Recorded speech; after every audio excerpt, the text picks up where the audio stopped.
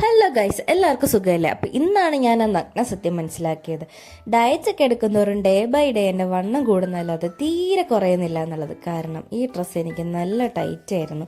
എന്നാലും കുഴപ്പമില്ല, ഇതും തള്ളിക്കറ്റി ഞാൻ പോകാൻ പോകുന്നത്. ഇന്ന് എൻ്റെ ചേച്ചിക്ക് 7 മന്ത് ആയതിൻ്റെ ഒരു ചെറിയ ചടങ്ങുണ്ട്.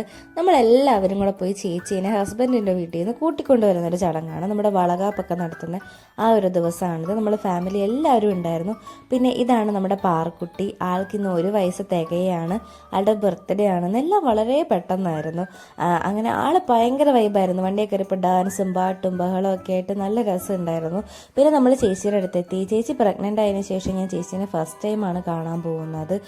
അങ്ങനെ ആൾ നല്ല ഹാപ്പി ആയിട്ടും എനർജറ്റിക് ആയിട്ടൊക്കെ ഇരിക്കുന്നു. പിന്നെ അവിടെ ബിരിയാണിയും ചിക്കൻ കറിയൊക്കെ ആയിരുന്നു. ഇതാണ് നമ്മുടെ moms to be and dads to B.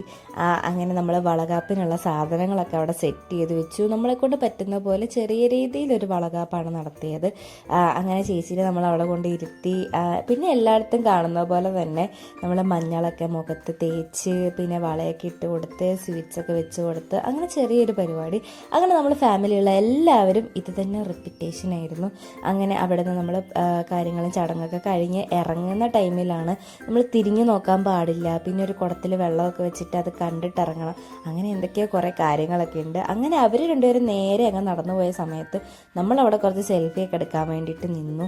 ഞാൻ ഓർത്തു ഇങ്ങനെ പോകുന്ന ടൈമിൽ കരയുകയൊക്കെ ചെയ്യുമായിരിക്കും. എനിക്ക് അങ്ങനെയൊക്കെ കാണാൻ ഭയങ്കര ഇഷ്ടമാണ്. പക്ഷേ ആൾ നല്ല ഹാപ്പി ആയിരുന്നു. പിന്നെ എന്താ പ്രത്യേകിച്ചൊന്നുമില്ല. അപ്പോൾ അത്രയുള്ള അടുത്ത വീഡിയോ ഇട്ട് കാണാം. ബൈ.